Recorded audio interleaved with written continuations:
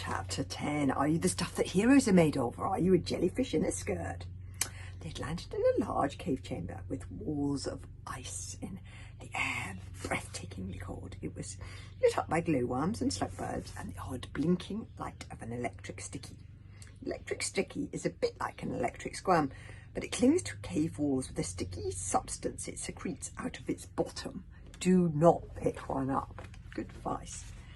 They give you a terrible electric shock, plus they're not very hygienic. It was exceptionally beautiful. Somehow Hiccup had not been expecting that. The ice gleamed blue and green and yellow, winking rainbows as the slugbells buzzed dozily across the cave like enormous round bumblebees of light. You can sort of see them glowing like underwater. Gorgeous ice stalactites dripped from the ceiling in fantastically contorted shapes. There were numerous different tunnels leading away from the chamber, and a strange noise like a distant rumble. Or could it be roaring? How interesting, whispered Hiccup slowly. The tunnels are made of ice. They must be lava tubes, or perhaps they're the old tunnels of a giant burrowing slitherfang.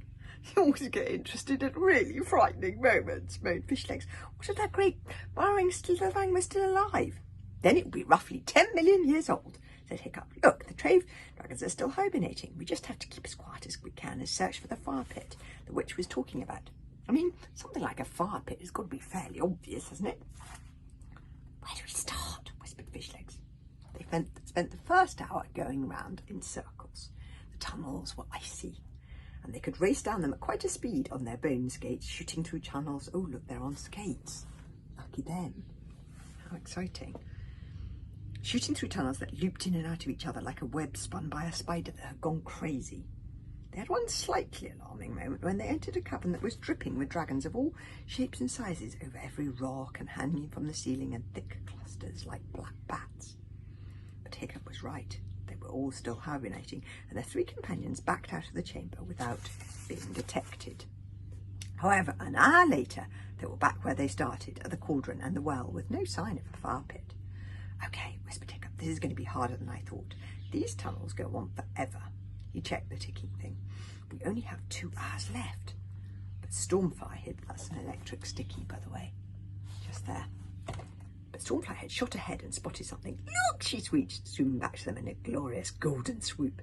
She had spied something with her sharp yellow eyes. There seems to be a trail of some sort of chain at the edge of the corridor. Should we follow it instead of going randomly round in circles? Although that is fun. I saw that, so we might have said. I saw the chain too. You saw it first, Stormfly, he added hurriedly, because you're brilliant. But I saw that too. The chain looked like it was going somewhere, unlike themselves. It started right back at the cauldron, tipped up on one side and snaked as far as they could see along the corridor ahead. Okay, said Hiccup, for want of anything better to do. Everyone draw their swords and let's follow the chain. Hiccup picked up the chain as they went along, thinking that a piece of chain might come in handy. Better than rope, of course, because it wasn't flammable. They followed it to see where it led, up tunnels, around bends, and then Stormfly dived round the corner, disappeared and gave a muffled scream, only dwarfed by the scream that Toothless gave as he flew round to save her. Oh, darling Toothless. But by the time the other 3 got round the corner in a tight, bright, panicky hurry to rescue both dragons, the drama was over. Stormfly was sniffing, only a human, and Toothless was squeaking, I knew that, and swooping nearer to investigate. A human? It was a human in a predicament. The human had skated right into the invisible web of a sticky worm, and he had become all entangled up in it, upside down. He was whispering something at them in a hissy, furious sort of way, but it was difficult to make out the words because he was whispering upside down, and he was a long way down the corridor. But as they moved nearer, skating quite slowly because they were wary, they could hear what he was saying. And then as he got nearer still, it was a continual tirade of abuse. Fools! Ignoramuses! Stupidissimos! Toothless flew ahead, turned upside down to check who it was, and flew back at them. It's Flashburn, said Toothless. Really? Yep, said Toothless. It's definitely him. Well, that improved their mood no end. Oh, goody, sang Kamikaze. It's the perfect hero. Hurrah! Breathed Fishlegs. Hiccup felt a great lifting of the heart. Their look like a turn. That was just what they needed. Flashburn was the kind of brilliant hero who could find the crown for them, and if they could only get him back up to the surface, he could beat Alvin in the sword fighting competition standing on his head. Flashton didn't seem very pleased to see them, though. "Numbskulls, one-eyed jellyfish, dodos with no brains," he whispered as loud as he could whisper. "If you want us to help you," advised Hiccup, once they'd reached the very cross hero. He carried on insulting them. "Perhaps you should be a little more polite." "Some help you're being," whispered the upside-down hero with a healthy sense of self-respect. "These chains are my brilliant way of finding my way back. Only a genius like myself could think of such a thing, and you idiots have just picked them all up." "Don't worry," said Kamikaze gaily. "Stormfly has an incredible sense of direction. She can find our way back in about 5 minutes." "And who are you, you blonde pipsqueak?" Flashburn tried to draw his sword, but of course all he could do in that sticky web was wriggle around like a caterpillar. "What are you doing in my territory?" "I'm not a blonde pipsqueak. I'm a very famous burglar, and we're looking for the lost crown of the Wild West," said Kamikaze, rather offended but still chatty. You should never tell Kamikaze a secret, by the way. She was the chattiest person in the whole archipelago. "That horrible witch Xehanort sent us, and I think it's supposed to be some sort of fire pit. Have you seen it anywhere?" "Curse that double-crossing, triple-lying, fork-tongued witch," fumed Flashburn. 20 years ago, that woman told me my fortune before she disappeared off the face of the earth. Oh, yeah, don't take fortunes from the witch Xehanort. "I would be the king of the Wild West," she said. She said that to an awful lot of people. And of course, it seemed obvious, considering I'm the cleverest, bravest, most charming, patient, good-natured, and most brilliant sword fighter in the archipelago. He really does have a healthy sense of self-respect. "All I had to do was to find this beastly crown, and the thing was a done deal." "So the witch has had you looking for this crown for the last 20 years?" gasped Hiccup. This was exceptionally bad news. "Well, obviously not all the time," snapped Flashburn. "What are you, some kind of gomless idiot? I have a school to run. But off and on, yes, I've been looking. And then she and her beastly son turn up in rags after 20 years of not a word and not a line, and I put a roof over their heads and gave her horrible son one-to-one sword fighting lessons." "Aha," thought Hiccup.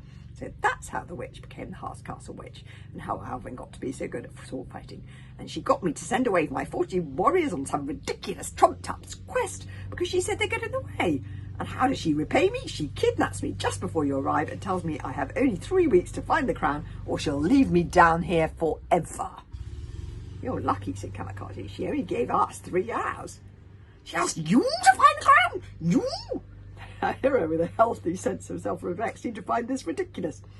"A limping blonde pipsqueak, a freak boy with a dragon on his head, and a skinny little weirdo? Oh, that's ridiculous, that is."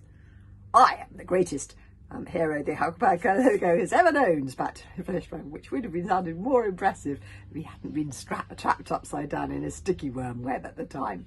"I'm good-looking, I'm brilliant, I'm brave, I am intelligent. I've searched every tunnel, every inch of every cave, and if I haven't found the crown, if I haven't found the crown or the fire pit after 20 years of looking, trust me, it isn't there to be found. Are you weird little freaks going to just stand there gawping, or are you going to cut me down?" The hero, with a healthy sense of self-respect, really needed to work on his manners. This did rather explain why he had so many enemies across the archipelago. "He's rude, isn't he?" said Fishlegs. "Very rude," said Kamikaze. "And he hasn't found the crown, even after looking for 20 years, she sneered. "He doesn't seem to be the perfect hero after all." Kamikaze shook her head, enormously disappointed. "That's because it's impossible to find the crown," hissed Flashburn furiously. Is it impossible?" "Hiccup here is always doing impossible things," said Kamikaze, unimpressed, "and he's half your size." Shut up! Fishlegs' upside-down face was so red that he looked like he might explode. "Shut up and hurry up. Release my brilliance to an adoring world. What are you waiting for?" "That depends," said Hiccup slowly. "Answer me a question first. If you were the king of the Wild West, would you free all the dragons and ban slavery in all its forms?" Well, you can imagine Flashburn laughed like a drain at that one. "Of course I wouldn't. What a ridiculous question. Who would do all our dirty work if we didn't have dragons and slaves?" "Okay," decided Hiccup. "Cut him down, but keep the trains around him. We can't risk this one making his way back to the sword fighting competition." So Kamikaze cut him out of the web, and when he was the right way up, he was an extremely cross man with a slightly sticky moustache. "Untie me, you villains," he panted. "I give you my hero's word I will not run away." But they had all read Flashburn's book, Sword Fighting with Style, which recommends many ways about witting your opponent, one of them being lying your head off.